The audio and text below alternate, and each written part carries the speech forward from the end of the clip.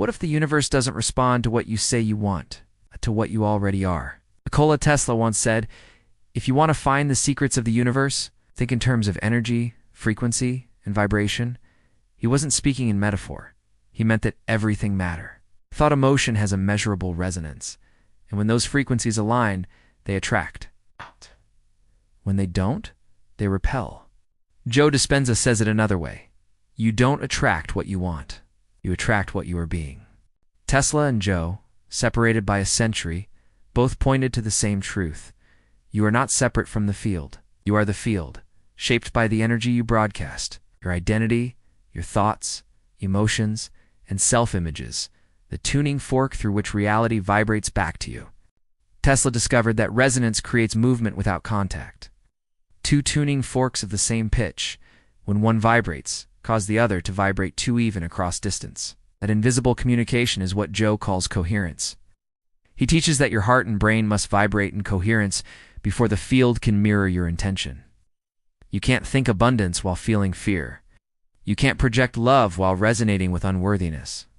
The frequency you embody is the frequency the universe reflects. Think of your identity like an electromagnetic field. Your thoughts are electrical. They send signals out. Your emotions are magnetic. They pull experiences back. When your thoughts and emotions match, they create a stable signal, a frequency the field can recognize. I know if your thoughts say one thing and your emotions another, the signal is scattered. The field mirrors confusion with delay, chaos, or silence. Tesla called this energy without loss.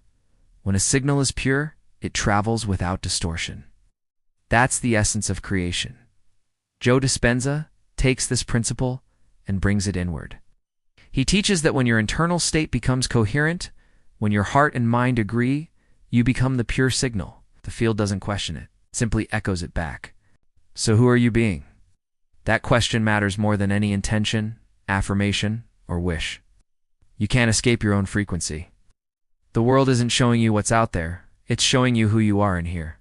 Tesla once wrote, "The day when we begin to understand the true nature of energy will mark the most profound revolution in human history."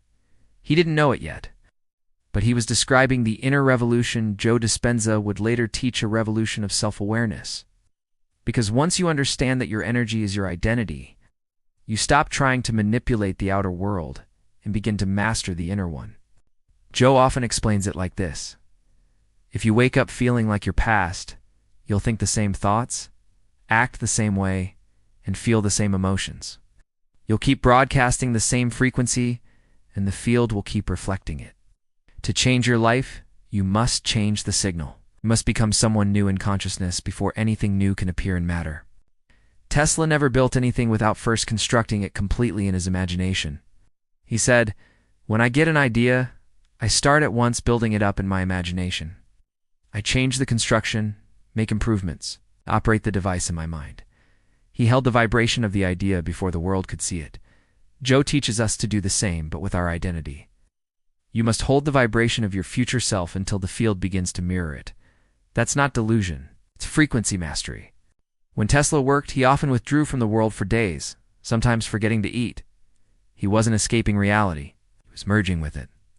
He understood that to tune into the universe, you have to quiet the static of the external.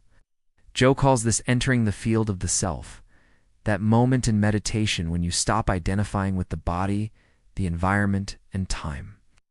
You no longer see yourself as a person trying to create, but as consciousness itself, pure potential observing itself into form. Your future identity already exists in that field as a frequency waiting to be tuned.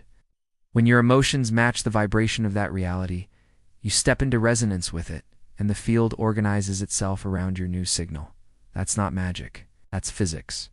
Tesla said, "If you could eliminate certain outside vibrations that interfere with our bodies, we would attain a higher state of consciousness." Joe Dispenza echoes this when he says, "Your outer world is a reflection of your inner world." Both were teaching the same truth. When you stop living as a reaction to external vibrations, fear, anger, doubt, you rise to your natural resonance. You become your own field. Identity isn't fixed. It's a set of frequencies held in place by memory and emotion. Every time you recall a painful experience, you reactivate its vibration. You become that past again. But when you begin to observe those emotions, instead of relive them, their signal fades and your field opens to something new. That's when you start drawing from the unknown instead of repeating the known. Joe teaches that meditation isn't about escaping life. It's about changing the broadcast. When you sit in silence and focus on your heart, you tune your frequency away from survival emotions and into creation emotions. Gratitude, joy, love. Those emotions carry higher amplitudes, stronger magnetic pulls. When combined with clear intention, they create new matter. Tesla spoke of a universal energy that could power the world freely if we could learn to receive it properly. Joe speaks of a universal field that powers the soul freely if we can learn to align with it. Both describe the same current, one external, one internal. The energy that powers galaxies also powers your heartbeat. The frequency that shapes stars also shapes your thoughts. You are the same field, just expressed in human form. So ask yourself, what frequency am I living on? Do I wake up in fear, lack, or self-doubt? Or do I wake up in gratitude, curiosity, and possibility? The field doesn't judge, simply mirrors. The signal you send determines the version of reality that answers back. Tesla believed that energy could never be destroyed, only transformed. Joe teaches that emotion energy and motion is the same. When you feel an emotion, you're not trapped by it. You can transmute it. That's alchemy. By feeling and releasing lower frequencies, you make space for higher ones. The field reorganizes instantly to match the new vibration. Identity, then, is not who you think you are. It's what you vibrate as. And when you start consciously choosing your vibration, you're no longer living by habit or circumstance. You're living as creation itself.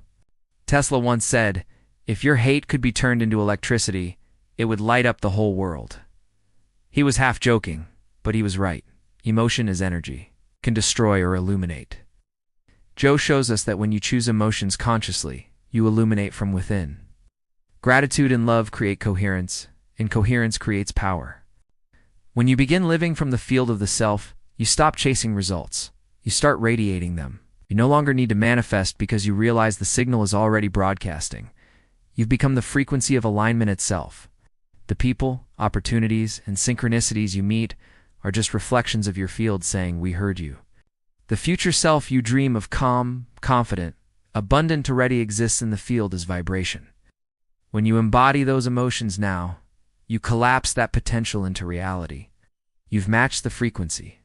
The broadcast is clear. So the next time you meditate, don't try to reach for something outside yourself. Don't think of the field as out there. Feel it as in here. Because when your mind and heart agree, when your thought and emotion become one signal, the field recognizes you. You've tuned yourself to creation itself. You've become the field of the self.